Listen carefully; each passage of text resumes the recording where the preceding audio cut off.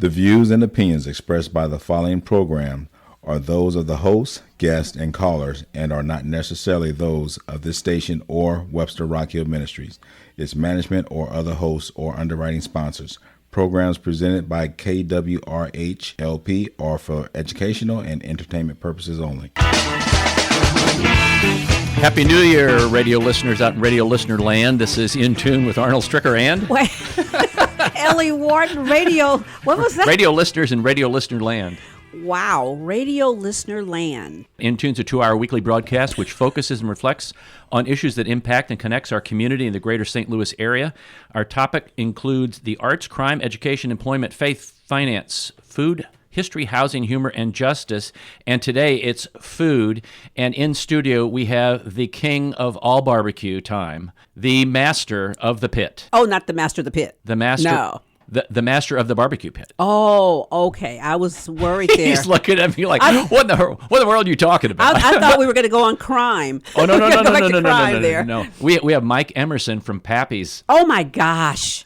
Mike, welcome to In Tune. Mike Well, Emerson. Thank you very much. It's a real pleasure to be here. We spent a lot of time in this Webster community, and it's nice to actually get in here and meet you guys. Hey, yeah. Wonderful. Mike is a Webster Groves resident. All right. Yes, both children are products of the Webster Grove School District, and they both turned out great. So I thank am you too. to everybody. I am too. Appreciate that. I turned very out much. great. Yeah. Sean Green is. He turned out great.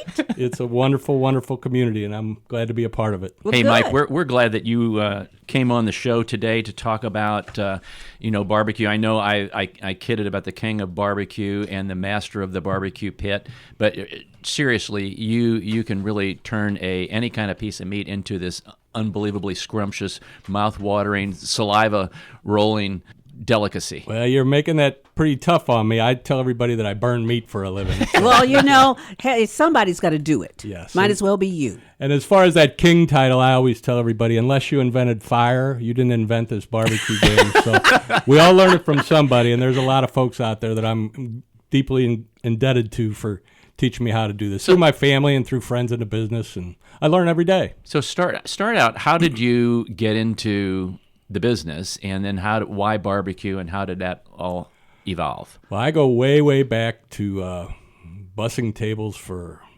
the Slay family, and then I went to work for the Del Pietro family. This was back in I guess my first job was in the late 60s, then the early 70s.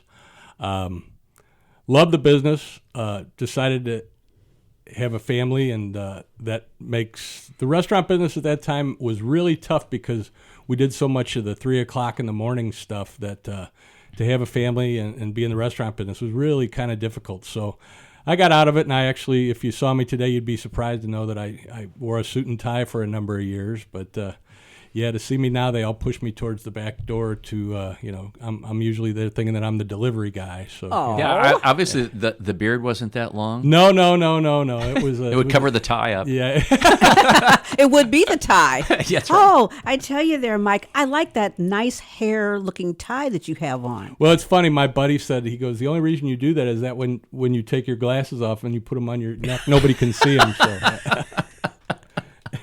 I never thought of a beard having that, that purpose. The benefits of that? It is a benefit, Yeah, isn't it? I usually trim it. I ride a motorcycle, and usually when it blows up so far that I can't see That while you I'm can't riding, see. it's time to trim the beard. That's yeah. usually a good indication. If I happen to see somebody speeding down on their motorcycle and their eyes have, beard around them, I'm getting off. Yeah, I'm not even waiting for the exit. You got to watch out. I've turned a few heads that way. I bet yeah. you have. I bet you have. So you kind of... So I did the restaurant business for a long time, learned really the basics of hospitality, which to me is important as learning how to actually produce wonderful food. And learned that from Mike Del Pietro Sr. back in the day, and he was a great mentor to me. And then his son now, Mike Jr., is one of the best restaurateurs in the city. And, so I've been around the business a long time, and then kind of decided later on in life that I missed it, and actually sat down with a good friend of mine, the other founder, John Matthews, and we kind of drew Pappy's on a bar napkin. You know, I've been doing some competition cooking with some friends, and we did pretty good with that. And so I felt comfortable with it, and we just happened to pick a time when the television industry and the barbecue industry were really sort of catching a wave, and we were very fortunate to put an old wooden surfboard out there and catch that wave, and we've been riding it ever since. So when location is important too. Well, you know, people say that, but I opened Pappy's in the back of a building with no frontage to Olive Street and no sign. So location really didn't work for me. What worked for me is, I always tell everybody, being a seventh generation Missourian, I have lots of friends and family here in St. Louis, and what worked for me was, I always say it's word of mouth, and my friends have very big mouths. So that And you fed them. Yes, and we kept them fed, and so, you know, that's kind of how the word started. Was just, you know, we were fortunate enough to. We saw what was going on. We were on the SLU campus over there, right behind Harris Stowe College too, and we saw that SLU was building that new Chaffetz Arena, and I thought, well, you know, if this neighborhood is going to make that sort of commitment, I think, you know, maybe we can get in here early, and it kind of helped with the rent because there wasn't a whole lot going on there. Right. And that's pretty much how we picked the location. And then thank God for a man who's no longer with us by the name of Joe Bonwich, who came in, because when we started out early, I set a precedent that we would sell everything that day, and then we would either donate it to charity, but we wouldn't be serving reheated barbecue. Right. And it really created a little bit of a difficulty, because what we cook, the fastest thing we cook, takes 4 hours. So when you're trying to gauge in the morning how much to cook, our closing time varied based on when we sold out of food. So we were getting some people coming in going, you know, we've been there 3 times and they're always sold out. We're not going back. And it became a little bit of an issue for us early on. And thank God Joe Bonwich came in, and he ate with us a few times. He was a great writer for the St. Louis Magazine and the Post-Dispatch, and he said, you know, what Mike Emerson is doing is the proper way to do barbecue. And it was like a light switch went off, and everybody went, oh, well, if Joe says it's okay, I guess it's okay. And so that became the kind of one of the things that I'm very proud of, is that most of the barbecue places that have come after us, which I believe since we opened Pappy's is somewhere in the neighborhood of 35 to 40 barbecue restaurants. My goodness. Yeah, it became, well, they saw a goofy old hillbilly like me cooking barbecue, and everybody figures, well, I can do this. I can do that too. And I can imagine the name, you know, so, you know, being a black person, I had to, you know, I have this imagination, you know, how'd you come up with the name Pappy's? Boy, this food was so good to make you slap your pappy. Yeah, actually, I named it after my oldest brother. There were 8 boys in my family, and I named it after he had passed away by the time I'd opened it, but his grandchildren always called him Pappy. We spent a lot of time in the lake community down in the Ozarks, and, you know, he was always in bib overalls and was known as Pappy. That and makes so, sense, you know. yeah, It's like and that's like perfect. And so we, you know, we benefited from that name. That, you know, And you don't have to pay royalties. No. Just give them a little slab every now and then, right?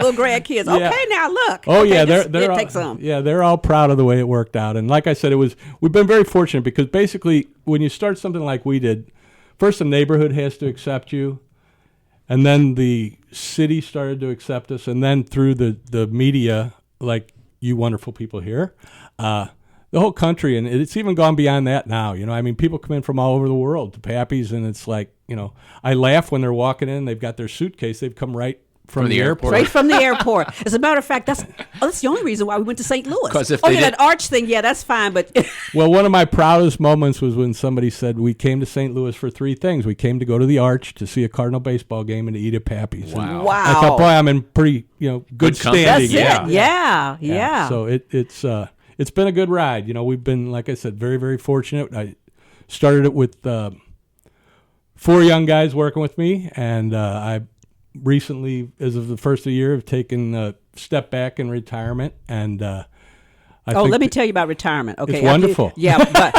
but as soon as people realize that you're retired, you actually become busier than when you were working? Well, my grandchildren think I'm a full-time Uber driver. And I told my daughter they are priceless because they haven't given me one dime yet. That's Yeah. exactly. Well, I had an Equinox before, and my grandkids thought I was Uber as well. So I just took and gave the car to their mom. Here, I'm gonna get a little sporty car. I'm gonna. I like that. You know what? I think I'll have to try that. That's right. Get a little sporty car, and stop looking like a grandpa. That's So how do you determine? Is it like beef, pork, both, and then how do you select meat? What kind of choice meat do you get? What selection of meat? And Well, talk about that process. The thing that I get a lot of people that don't do what I do for a living, and one of their first questions is, give me a good barbecue tip. And I always say a good barbecue. Go to Pappy's. That's right. Go to Pappy's. That's right. I've used that a few times, but I always tell them, I said, make friends with your butcher. A good butcher can make your life really, really easy. And you can walk in and you can say, this is what I want to do. And they can kind of, maybe it won't be the exact cut that you were looking for, but they deal with this all the time. And so you can get some wonderful advice, some wonderful cuts. And, I always say you can't paint a pretty picture without a pretty canvas. That's true. And so if you start out with the best meat you can, you're giving yourself a lot better chance at being successful. Well, let me just ask you one little secret, though. Oh, here we go. We know it's the secret sauce. We know that. Okay. But do you use beer? No, we don't use beer in our sauce. Oh. I grew up, that's funny because, the other thing that I don't do is that we don't have pork steaks at Pappy's. And everybody goes, how can you be a St. Louis barbecue place that doesn't have pork steaks? And what I tell them is, I know 1,000 great pork steak cookers here in St. Louis. And they're all going to come in and they're all going to tell me, I can cook a pork steak just That's as right. good Of as you. course they can. So I decided to save myself that argument. Just go eat at all their backyards, and then we do all the other cuts. Yeah. Yeah, because I can remember when my dad would barbecue. Oh, Maul's barbecue sauce with beer was what... Yeah, that was the big thing. That was what we all started cooking with, yeah. So you got the smokers outside, and there's a difference between what most people do is grilling, and you smoke. The meat. It's kind of starting to change over a little bit because grilling is usually over direct heat, and what we do is with an offset heat and kind of try to impart the smoke flavor in, and then the cooking process follows because the cooking process actually takes longer than the smoking process. Usually, all the smoke flavor is usually within the first hour or two of your cook. Really? Okay. Yeah. And plus what you do makes the meat more tender. Yeah, what it actually. does is like with a brisket, you'll get that, the brisket is not a real fatty part, but there is a lot of collagen in it. And so what you want to do is you want to cook it to the point where that starts to break down and melt. And that's where you get that real tender flavor, because when you use a high heat like that has a tendency to want to make everything kind of tighten up. Yeah. Right, exactly. Yeah. So that's why, what do they say, that it just falls off the bone kind of. Yeah, we do that low and slow is what we call it. Low and slow. Yeah. I like that. So over wood? What we use down there, our smokers can be used with strictly charcoal and wood. Okay. And what we found out is that if we'd like to get 3 or 4 hours of sleep at night, we kind of put a little gas assist on there. So it's a gas-fired wood burner is what it is. Okay. And we use mostly fruit woods, apple and cherry. Mm-hmm. And like I said, that smoke flavor is imparted in the first couple hours. And after that, it's just kind of, you want to hold a good temperature and maintain a good moisture consistency in your smoker. So do you have like a bin where a pan of water in there, or is this an automatic kind of thing? They're convection ovens. Okay. And so they kind of work on.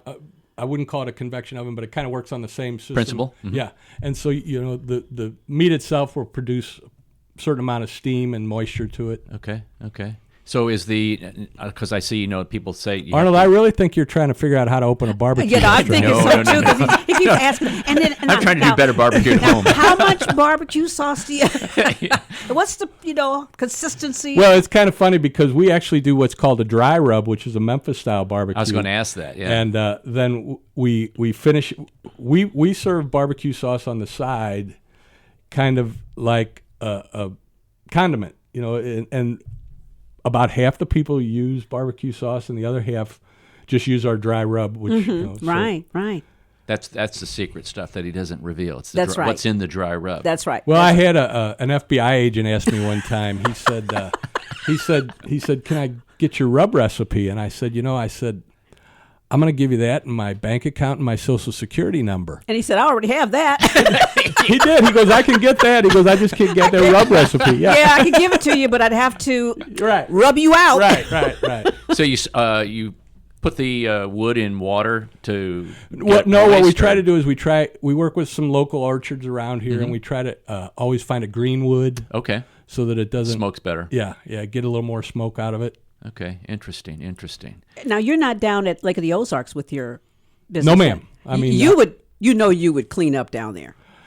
I've heard that. You would, because that's the one thing about the lake, is that unless you just like fried food, that's what you're going to get when you go to the lake. If you go out to the other restaurants, there's going to be a lot of hush puppies and a lot of fried catfish and fried, but something like what you're talking about would be. I see a franchisee. Exactly. Would be, tremendous. And then, of course, it is a little seasonal, but then the people that live there, too, when you think about once the season is over. Oh, no, the lake is a wonderful, I love it down there. And it's, I'm so old that when I used to go down there, it wasn't even called Lake of the Ozarks. We called it Bagnell Dam. That's right. Yeah. We did, too. Yep. You are so right. And so I've kind of seen the growth of Dog Patch and all that crazy Wow, stuff. has it grown? Yeah. It was just unbelievable how it has grown. But the one thing I noticed that there were just really not any great restaurants down there. They're working on that. People are starting to realize that, you can, as you were saying, it was seasonal, but there's enough people my age that have retired full-time down there. And so they'll support, if you're doing something good, just don't make it too big and don't have, got to make it feel like family, right. Like home style kind of thing. Right. I think, I've told a number of guys, that something like the food trucks that have taken off around here, if you would do something like that down at the lake where they could, just pull in, grab, because barbecue carries very well. So like if you pulled in, got it to go, and then went back to wherever you were staying, your condo or your lake house, and, it would probably work pretty well. I just see, wait, Pappy's on wheels. Pappy's on the boat. Hey, we thought about that boat too. Truck. We yeah, and you just tool around the lake. We thought about that too, about a big houseboat Seriously. where we would just sit out there, and then the boats could just kind of got this big smoker on it. Yeah. Let's talk after I think that's an idea I think we now. have a business plan here. Yeah. See, that's a good business. That would be so unique. You guys though. are trying to put me back to work. That's the whole thing. Well, you said you were retired. yeah. That's all that means. But that would be a unique concept if you think about it. You have a houseboat. All you do is tool around. People pull up in their boats, get their little to-go box, and pshoo. I bet that would be a problem, though, on the lake with there'd be all these boats. How do you The line. moor and The dock? line. And, That's you'd have this floating dock that went with you. I cooked an event in Chicago a couple of years back, and where they located me was right on the Chicago River. So these boats were going by, and we had the smokers rolling, and the smoke was going out across the water, and these guys are like, this is killing us. There was nowhere for them to pull up. In, yeah. And so I was taking 2 slabs of ribs and wrapping them in a heavy aluminum foil and shaping it like a football, and I was tossing them out to the guys on the boats, and we created such a traffic jam that the water patrol came up and said, we gotta stop this, boys. And so all you did was just take and lob one at them, and they were like, well, that you're not so bad after all. that does help. Yeah. Oh yeah. I've learned it's a very good bartering chip. Barbecue is. Yeah, you can. It works out pretty well. Yeah. Do you guys do poultry? Do chucken? Yes. Duck? Chuck. Okay. Actually, turkey is one of our biggest sleeper selling items down there, and how that came about is the kids that go to Harris Stowe and St. Louis U, mainly the girls now, I will be honest with you, they tease me about I was personally responsible for a thing that I didn't even know existed called the Freshman 15. Oh. And so they were all saying that I was the reason that they were gaining weight in college from coming over and eating at Pappy's. So I said, well, we got to come up with a little healthier dish, and we started doing this smoked turkey that's just fantastic. Wow. I'm telling you, I Got mean, my everything mouth that you have watering said, right you now. know, You see just why I says to made my me- mistake? I didn't bring any barbecue with me because Well- you're all going to be hungry and mad at me when I leave now. But that's okay. We're here every day, And I know where the office and is. especially on Fridays. Okay, Okay. That's You are Friday all- between 11 and 1. That's- Let's be real specific That's with correct. it, right? I mean, who wants to eat barbecue at 9 or 10, right? Let's hey, but I do it. You'd be surprised. You'd be surprised. Well, I think let me ask Chris back there. Now, you know, this is a vote. Okay, we got Chris and we got Sean. Okay, if Pappy's brought barbecue in here early in the morning, would you eat it? Let's think about that. Yes. Yeah. Okay, that was Chris. Okay, let's see now, Chris. Okay, what about Sean? Would Sean eat barbecue first thing in the morning? What? Would you eat barbecue first thing in the morning? You're done. Okay, so now I Arnold. really- Absolutely. We'll call that a yes. Okay, I'll call that a yes, Arnold. Absolutely. Okay, and I hate to tell you this, but I'm a vegetarian. But I say yes. My okay. deep dark family secret is my daughter is a vegan. Oh my gosh. Okay, But did- she makes wonderful side dishes. So, I was yeah, going to say yeah. your salad dressing. Yes, no, she's she's very, very talented, and we have a lot of fun with vegetable Yeah. kebab. Barbecue tofu. it. We've You tried know, it. It's been tough for me to really get good at. You've got to get really firm tofu for that because tofu, tends to I've been be experimenting, soft. But yeah. that would be a good one because it does barbecue up very well. Barbecue baked beans. Yes. Now my mother makes some of the best baked beans when they have their little get together at church, and she always brings this big tub of baked beans out. She always scoops some out before she takes it to church because if she takes it to church, They're gone. It's gone. She doesn't even get any. Why not? Why Well, not? we do a baked bean where we take our beans and we put them on the smoker underneath the brisket, and we catch catch all the that drippings. Yeah. brisket love that comes out of there. Yeah.